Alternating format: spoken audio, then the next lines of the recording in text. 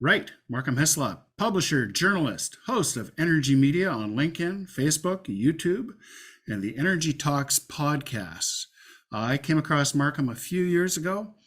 I was first off amazed at his Rolodex, the interesting people he gets in here. He gets innovators, he gets politicians, he gets charlatans, gets them all in, and they all get to say their piece.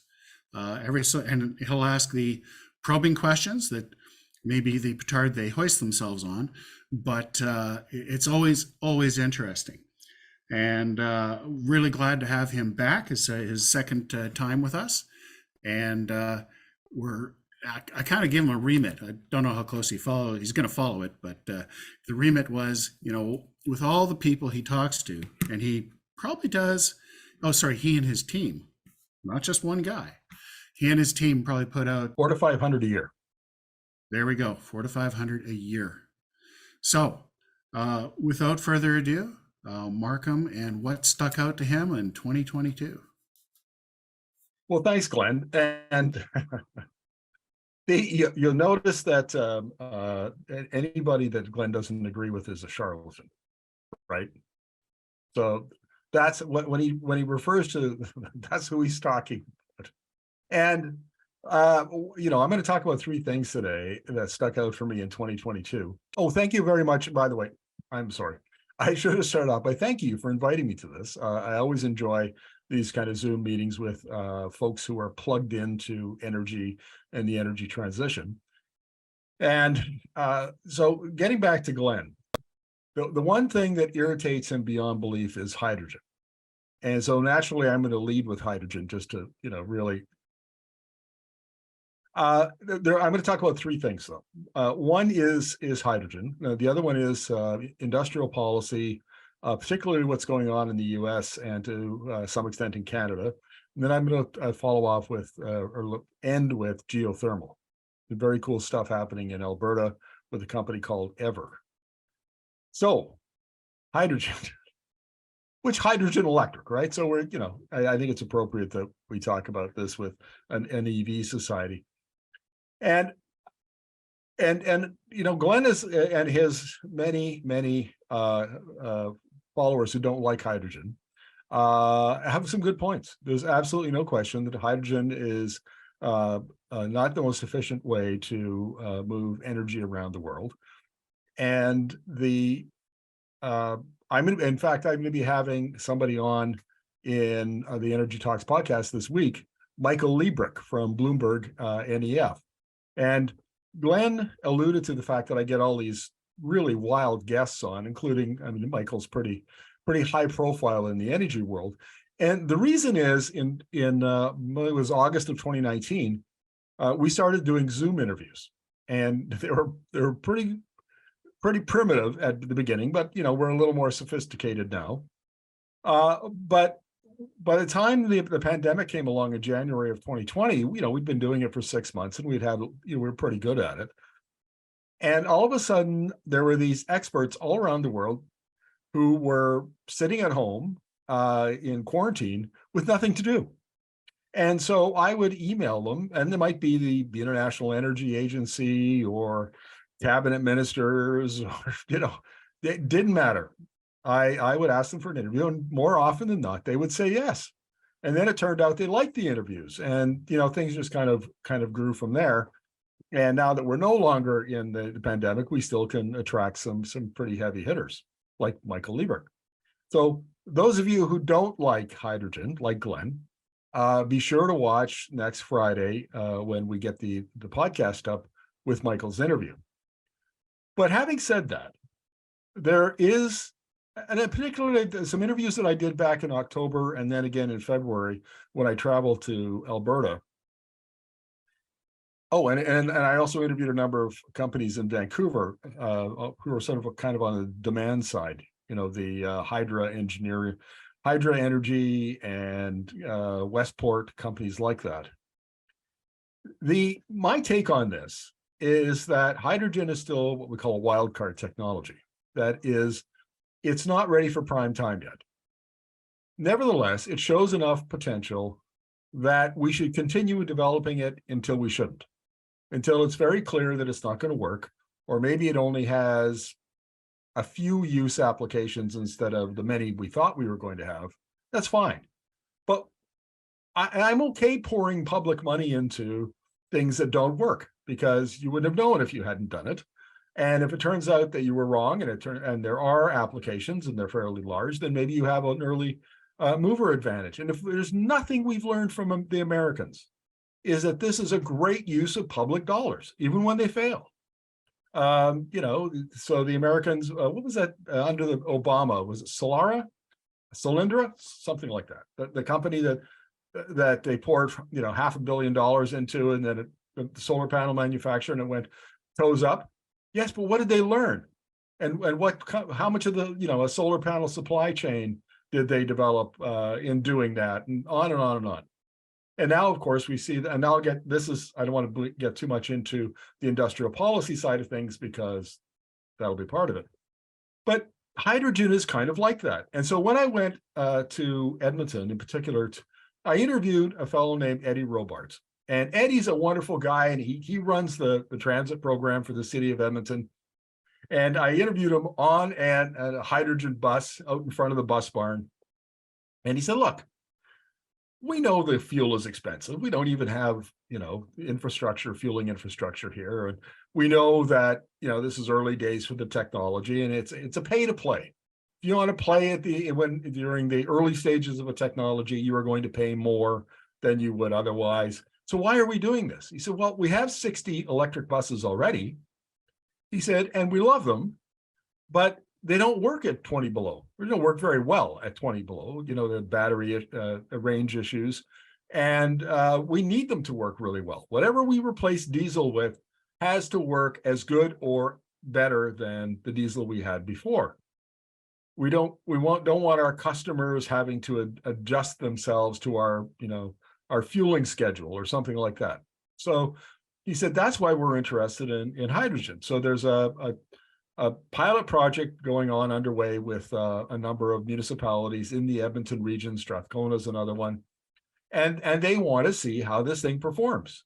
And so they'll get the hydrogen will be brought in by truck, which is really inefficient and costly, but that's all they have for now. The government of Alberta has put out a request for proposal to build hydrogen fueling infrastructure, fueling stations, and so on in the province, but that's going to be a year or two before, or more, who knows, before it's completed. So in the meantime, this is what they're going to do. But they want to test these things at 20 below, 30 below, 40 below, who knows? I mean, it's Edmonton, right? It's, the polar capital of Canada. So, and he said they work well. They do a good job. They don't freeze up, and they perform, quite well. And they're expecting that over time, cost of the bus will go down, the cost of the fuel will go down. And in fact, he thinks in 2 or 3 years, the cost of hydrogen will be lower than the cost of diesel. And I think I just noticed Glenn's head explode when I said that. But nevertheless, that's what Eddie said, right? And that's what counts. But there's another angle to this that I hadn't thought of. And he said, look, we got these 60 buses in this bus barn, and we are literally tapped out on the electrical infrastructure that we can use here. We could upgrade it, and it's going to cost us a lot of money. EPCOR, the local utility, isn't going to pay for it. We have to pay for it. And we don't want to do it. If we could find if this hydrogen will work and the province will build the fueling infrastructure for us, then we'd much rather have the province pay for it. So those are some the considerations, and some of them we maybe wouldn't have thought of, which is fair enough. And the other thing and then that same trip that I attended a press conference where they launched a pilot project by the Alberta Motor Transport Associations. They have 2 hydrogen fuel cell powered semi-trucks, Class 8 trucks. And they're going to be hauling freight back and forth between Calgary and Edmonton for 2 years. And they have 80 commercial carriers that are going to be participating. So I don't know I assume that the 2 trucks will be divided up between the 80 carriers, and you have it for a week or two, and you get to test it out. And so I had the opportunity to interview people like Riel Durand from Bison Carrier, and why are they doing it? And they want to get their emissions down. They see electric is right in the medium duty space is probably going to be the winner there, but they think that it's still kind of up for grabs in the heavy duty between electric and hydrogen. So they're going to do this pilot project and see how it works out. And Hyzon is part of it, the manufacturer, and Nikola was there. Got a chance to interview one of their executives. And again, it's exactly the same rationale as it is for the buses. This is unproven technology. Let's go out, test it, prove it out. It either works or it doesn't work, or maybe it needs more development, and we'll see how it goes.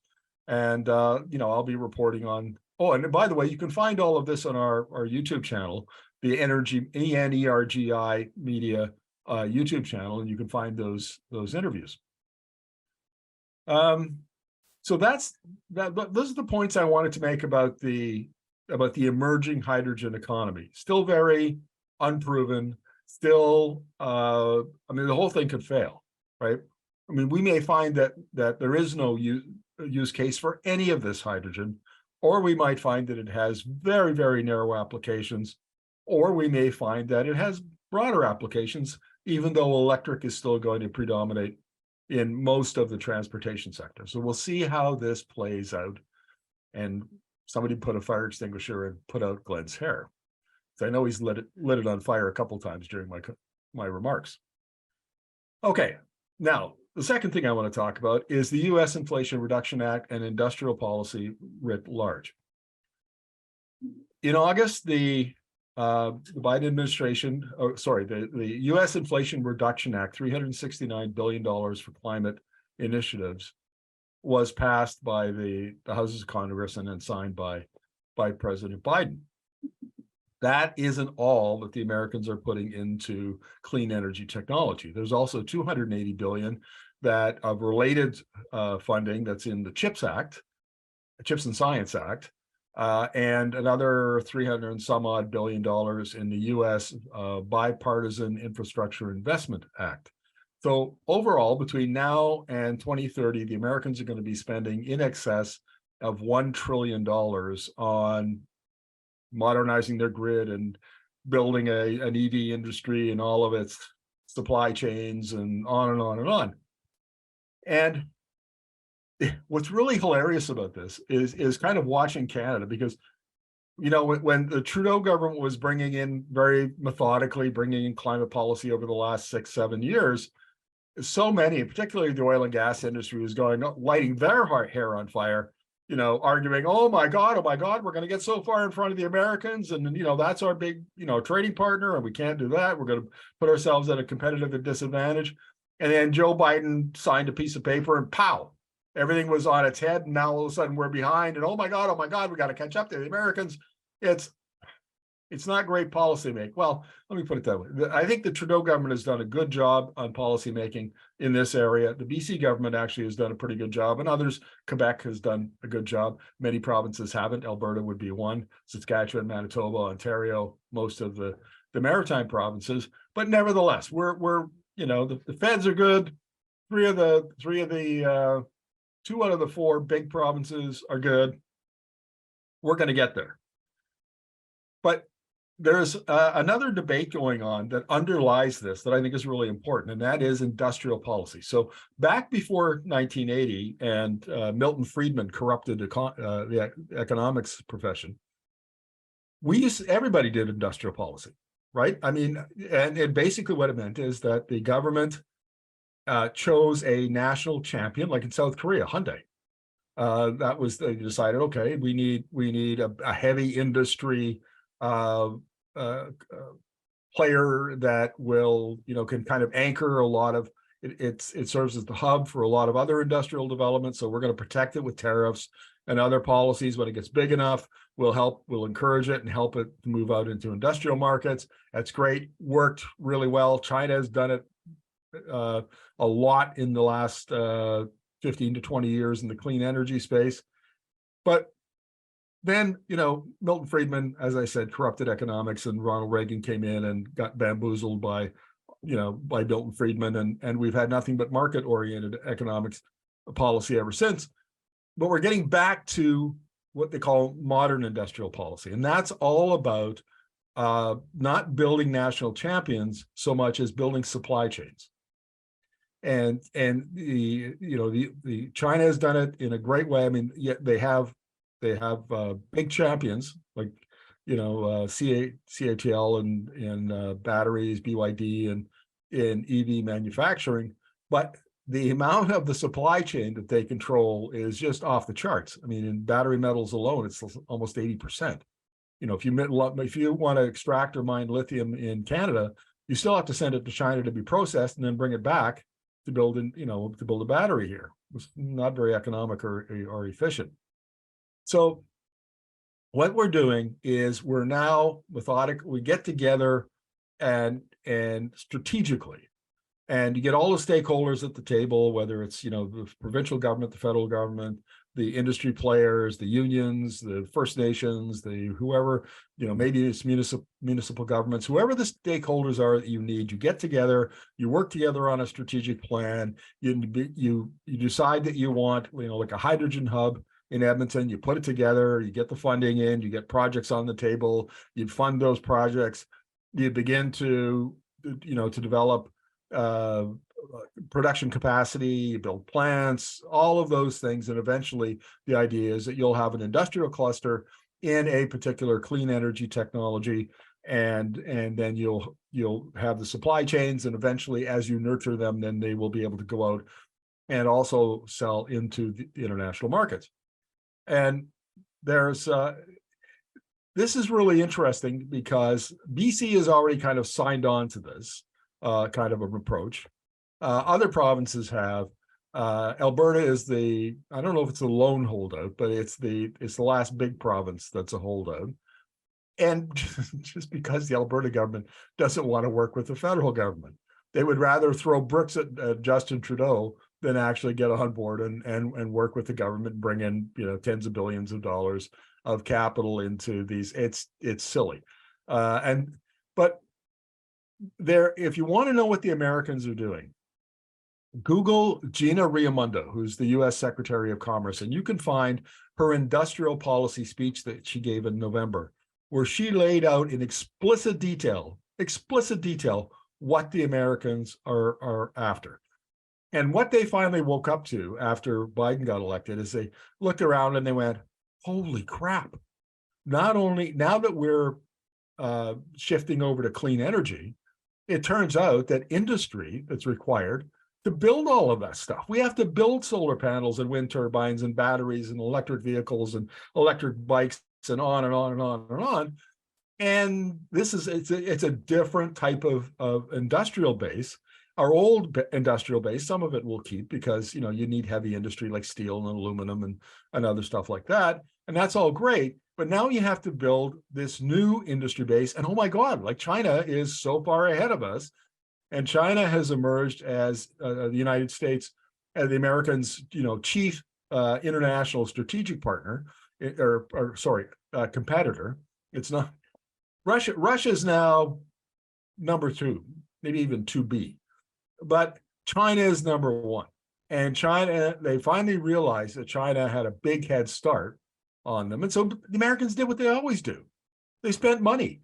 If you've read Mariana Mazzucato's book, The Entrepreneurial State, she's a very famous economist who actually advises the BC government. And that's grist for another conversation because the BC government doesn't do anything she says. But nevertheless, she says, do not listen to what the Americans say about how they conduct policy, how they conduct economic policy, because they always talk about free enterprise and markets and all of that. And then they do the opposite.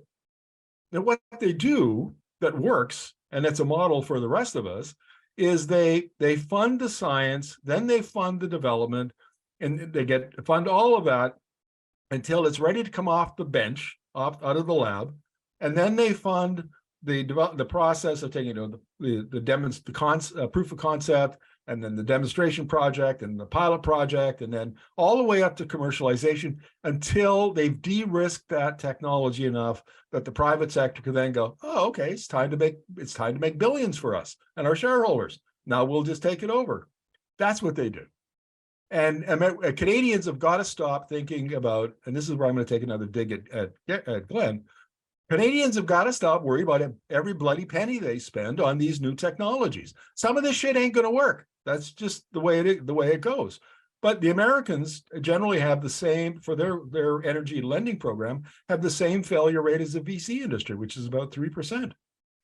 And if we're going to play in this game at all, and we're going to get into clean energy technology industry game where we're building battery plants and EVs and all the other stuff that goes along with it, we're going to have to spend public dollars, and some of that money is going to get lost. And if it's probably going to be on hydrogen, so that Glenn can laugh at me for the next, whatever. And that's fine. I'm okay with that. As a taxpayer, I think we should do that because the odds are very, very good that some of that is going to stick, and some of it is we are going to build champions, whether it's in hydrogen or whatever else.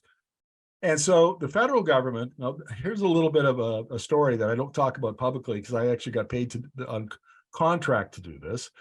The Alberta Federation of Labor came to me last June and said, Markham, we need our own clean energy strategy, and here's some money, go write the strategy. So I did. I published it in mid-October, and Chrystia Freeland, our finance minister, read it, liked it, went out to meet with the AFL the week next week, and then got talking about industrial policy because the whole document is built around the entrepreneurial state, industrial policy, building out different industries. There are 7 missions. You can read it. You can go to afl.org and you can go through their press releases from October, and you can find a link to the report. And then they came back, and the federal government wanted a policy that says, hey, or a paper that said, hey, tell us what industrial policy is. So we wrote that, and that went in. And so you might want to watch what the BC government is doing, where they're spending their money, and the strategy that they're going to release. The third area that I wanted to talk about is geothermal. And this actually, industrial policy plays a role in here as well. So Ever Technology is based out of Calgary, and it's a group of individuals who came out of the oil and gas field. And most geothermal is what they're doing is looking for pockets of really, really hot water, half a mile, mile and a half, whatever it is, down below the surface of the earth. And they want to tap into that water, and then they want to pump it up. Well, the problem is it's very hard to find those. I mean, if you're living in Iceland, that's great. It's all over the place. But if you're not, then finding those pockets of hot water and making it economic is very difficult. What the Ever folks did is, instead of, they call that convection, what they use is a conductive approach. So just like in steam-assisted gravity drainage in the oil sands, they drill 2 wells, and they're about 50 meters apart. And as these go down into whatever depth they determine they need to, where the rock is hot enough, then they have this magnetic sensing technology at the bottom of their, in their drill bits, and they start to come together, and they join, a mile under the surface, and the 2 pipes join up, and then they do laterals. So from those pipes then go out other loops, where they'll have maybe up to a dozen of those. And you've got this great big radiator underneath the surface of the earth, and there's water flowing through it. And the water, the heat from the rocks heats the tubing. The tubing conducts the heat into the water. Then the water expands, and then you get a siphoning effect. And next thing you know, the water, you poured it down one well, and it comes out the other well. And then once you've got hot water coming out the other well, you can either use it for industrial heating or district heating, or in addition to, you can run it through an organic Rankine cycle equipment, and you can make electricity with it. And this technology Literally, you can put an ever loop, they call it, wherever you want. You could put it outside Glenn's house. I would encourage, I'll talk to Ever about that. They might want to do that.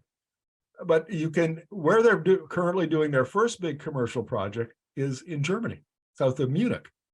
And the reason they're putting it there is because, thanks to Russia, Germany is desperate to, to install as much clean electricity capacity as they can get.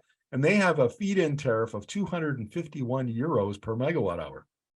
So I was interviewing Paul Carens, who's their business development manager, and he said, if we did this in Alberta, we might get anywhere between $30 and $90 a megawatt hour in the wholesale market, because unlike BC, where it's all controlled by BC Hydro, in Alberta, you have the Alberta Electricity System Operator, and you have an open wholesale market. So that's great for a lot of things, but it's hard when you're bringing in new technology like geothermal, because you have to compete with you have to compete with wind, you have to compete with solar, and it makes the economics very difficult. But when you've got $251 a megawatt hour, you're doing okay, right? I mean, it doesn't matter that you have to ship Alberta drilling rigs over on a ship, and it doesn't matter that you have to fly Alberta, rig workers over there and all of that kind of thing. You can still make a pretty penny. And then on top of that, the EU was so impressed with the technology that they gave them another 91 million euros to support the project.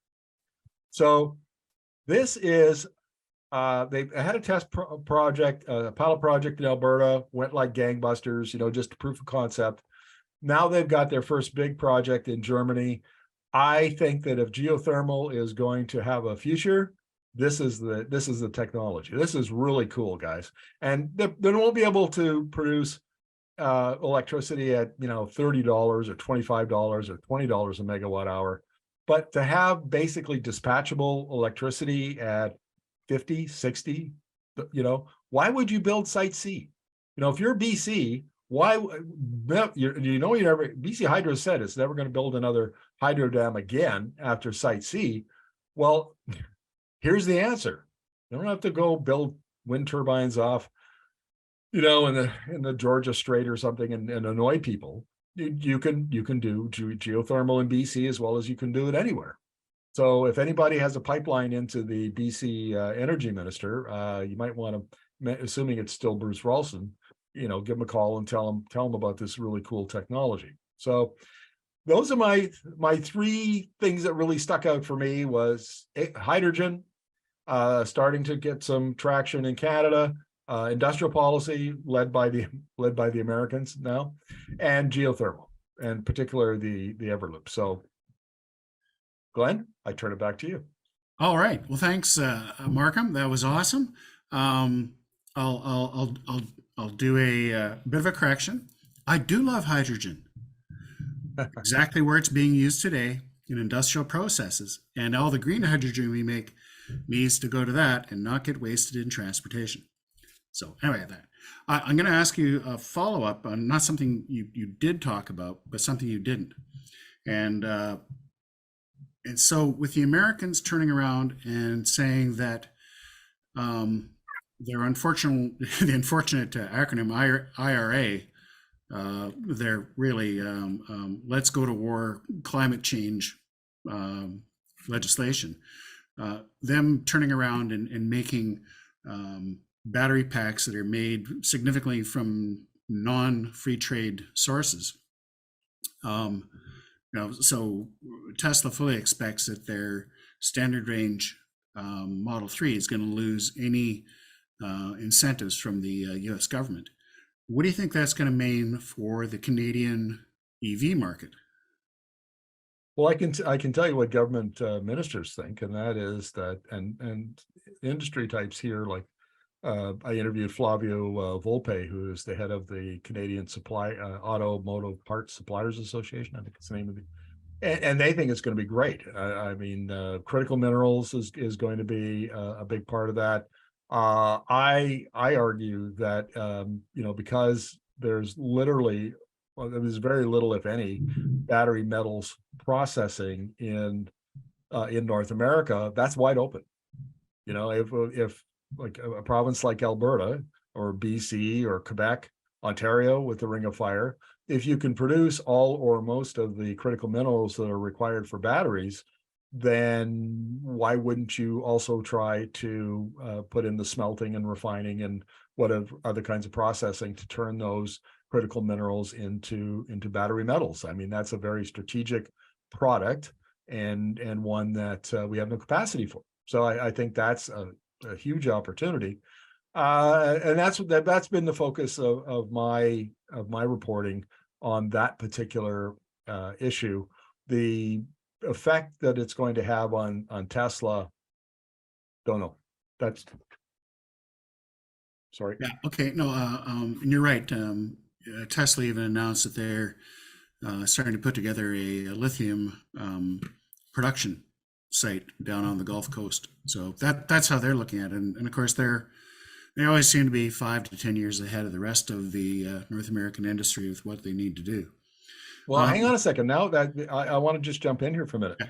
There are two companies, but I'll mention one because I know it really well because I happen to know the CEO. But Amanda Hall and Summit Nanotech are based out of Calgary, and again, they're taking oil and gas tech and applying it to clean tech, which is, and basically they have nanotechnology that will strip lithium out of briny water. And what did they attract? A $60 million US A round of financing, and now it looks like they're going to go back and get a bigger one. They've already they have pilot projects down in Chile with lithium miners. Nobody wants to mine lithium and use those big evaporation ponds, right? I mean, that's just it takes a year or a year and a half, whatever it is, and it's just inefficient. It's a horrible way to go about doing this process. Whereas with Summit Nanotech's technology, you basically instead of a 365-day process, it's a 1-day process.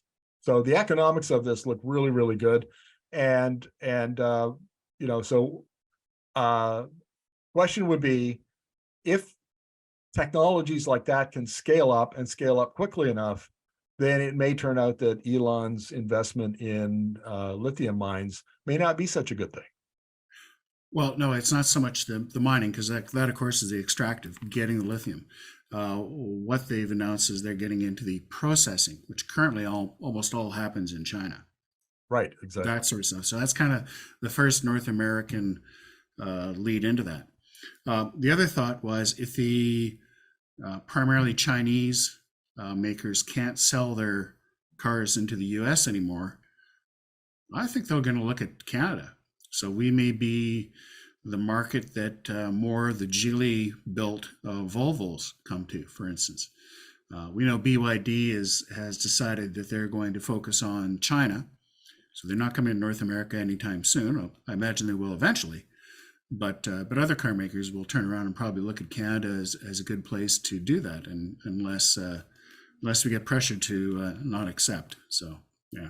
Well, you know what? I've interviewed a couple of consultants or analysts who are based out of China and cover the Chinese EV market. And there's a big difference between North American EVs and Chinese EVs, which they think of them as rolling iPhones. So the idea is that, you basically, if you're in China, your entire life is in your phone. Everything that you do is based on mobile technology. And so when a Chinese buyer goes to look for an EV, they want a phone that integrates perfectly with their car.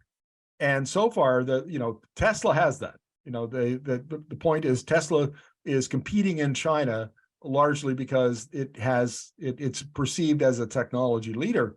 But a lot of the other legacy auto manufacturers who are trying, like VW and GM and Ford, don't have that. They have the North American approach. So I would expect that the Chinese could compete in Canada on two fronts. One is the rolling iPhone type of EV that would really appeal to younger Canadian EV buyers. And then the ability to build small cars. Like if I was living in Vancouver and I could buy one of those Chinese, little tiny Chinese EVs for $10,000 and park it in my back pocket, I would do that. That's a really cool thing. I think there's a market for a dirt cheap electric vehicle in urban markets here in Canada that's just waiting for the Chinese manufacturers to move into. Yeah, and that would be ideal for car sharing services too, like Evo. Can I just interrupt for a second? There's two interesting thoughts there. There's a guy in Las Vegas who sells used cars, and he does a presentation, and he's just traded in and sold off his $200,000 Audi G8 or whatever the heck it is, or A8, and he's now driving a used smart car he picked up for $1,100 because he gets it. He gets it $1,100. The other thing I think is hopefully going to happen is Kia and the other company, Hyundai, who make their cars in Korea, will probably not qualify for the full rebate coming right now. And if Tesla Model 3s start to lose their rebate, they still have a Canadian price of $54,990, and they qualify for both rebates as long as the person buying them makes less than $80,000 a year. So I foresee a great flood of Teslas, at least, coming into Canada, and better availability of Kia, Hyundai, and anything else that's going to be slowed up with this U.S. change. Yeah, good point. I'm trying to remember. I think that the U.S. and South Korea do have a free trade agreement, so they're going to qualify, I think, for those incentives. There's some discussion around that, and I think the Koreans were pretty panicked about that. And it looks like the Biden administration was going to come up with some kind of a compromise that would, please the Koreans, but I don't think they've cut the deal yet. Yeah, no, I'm pretty sure they will. And that's, the economics, the defense, and there's enough, a lot of Korean support for the big two in North America from Korean companies who are building big factories here. So yeah, I think that's going to work. But hey, if it meant more cars for Canada, two thumbs. Indeed. Yeah. Solar. Did you see anything really interesting in solar? No, and no, and yes. Okay. I think solar is now considered a mature technology. So the question is, what does the learning curve for solar look like? And the IEA made a point in one of its reports last year that the learning curve, the Wright's law still applies. Every time you double production of something, it'll come down in price by X percentage. I think usually between 15 and 25%. And so the amount of solar capacity in the world is scheduled to double in the next year or two. I mean, we're on a solar binge, and so the speculation is the betting is that the solar will continue to come down. I think it's like 24 or 25 bucks at the bottom end of the band, and it might drop by it might drop below $20 by 2025, something like that. So I think on the solar side, I think it's not so much the technology as it is now the scaling up of technology, or scaling up of generating capacity. Hang on a second, I interviewed a woman whose name I've forgotten now, but she is head of a little company down in Los Angeles, and what they're a virtual power plant company. And so they go into condo complexes and apartment complexes, and they install solar panels and batteries and control systems and so on. And then they have all this capacity so that when the grid is stressed in the summertime, they can then respond to the utilities' demand response signals, and they can cut consumption and then put electricity back, a lot of electricity back into the grid. And it was how slick their system was.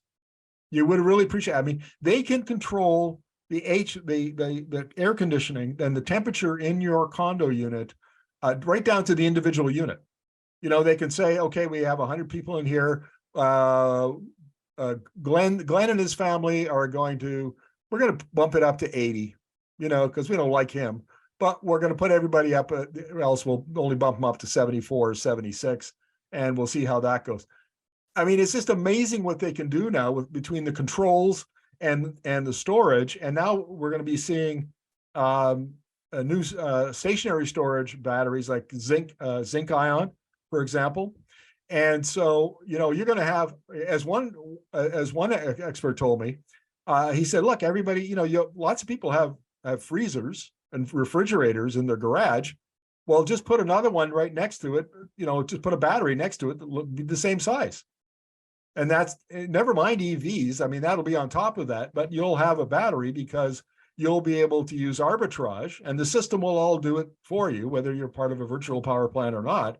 You'll have demand response software, and it'll pay for itself. It's so the technology that's coming in that space, that's linked to solar and rooftop solar. That's actually, I think, a big story. We do have a question with regards to geothermal, and you know, kind of a statement that I haven't read this study, but it seems logical. BC Hydro estimates the unit energy cost for geothermal might be down to $100 a megawatt, 10 cents a kilowatt for you and me. But the other part of the question is, what did you get from Ever Technologies as to what their price per kilowatt might be? Less than $100 a megawatt. Okay. And they would, I asked them that question, and they tap danced around it a little bit. But if I remember correctly, yeah, it was somewhere between, I think they think they can get it down. They're below 100 now, and they can get it down around $50 or $60 a megawatt hour. It's never going to be, you know, $20 or $25 or $30 like wind and solar are. But on the other hand, it's dispatchable. And so that actually, the value of dispatchable electricity is 2 to 3 times higher than intermittent electricity. So it sounds like it'll be competitive. And, you know, how efficient does it have to be better than Site C? Yeah. As You know, you know, editorially here, we are conflicted with Site C because we know we're going to need to be able to trap water for other uses. But was this the best place? Even BC Hydro didn't want this one, and the price. So yeah, a bit conflicted there. Some good, some bad. Well, the last study I saw, and this is before the price. The last cost adjustment. I think CD Howe did a study, and they estimate that the cost now would be about $120 a megawatt hour for Site C. That's pretty expensive power. Yeah, well, that's less than I heard. I was hearing 160, but still, yeah, when you can get solar and wind backed up by batteries down in the 50, the 45, yeah, it doesn't shake out very well. Indeed. Oh, of course, the other question I had just rolled out of my head. Don't you love getting old? You know, the lovely thing about when the train of thought leaves the station, it always comes back. So just wait long enough and it'll come back around. It's Paul. I had a second part to that question. Do you see any direct use for geothermal, and is that a more attractive market than rather than trying to get into the electricity market? Ever thinks that it's going to be in both. There's a very good chance that, particularly in you know, the urban markets like in Germany, there's a lot of interest in Europe, a lot of experience with district energy heating, and more interest now. So they think it's going to be a combination, and they think that each project it could be either heat, or it could be electricity, or it could be a combination of the both, just depending on the market and that application. So. Right on. Okay. Anybody else for questions for Markham? And I'll just let everybody know we're looking to set up a debate in the near future. We've already locked in one half of the people debating. We're going to have Markham here as our moderator for it, just so that there's no collusion, no undue influence from people who are editorially required to oppose hydrogen outside of the industrial processes. And I think the resolution might be it resolved that hydrogen outside of the industrial processes has no place. Might be something like that. I'm working on it. You tasked me with finding the pro hydrogen person, and I've just been distracted with the Alberta energy regulator debacles lately, but I will get to it, I promise. Yeah. Well, they are hard come by, because anybody who actually knows their numbers know they're not defensible. Oh yeah, okay. I'll leave it at that zinger there. Thank you, Markham.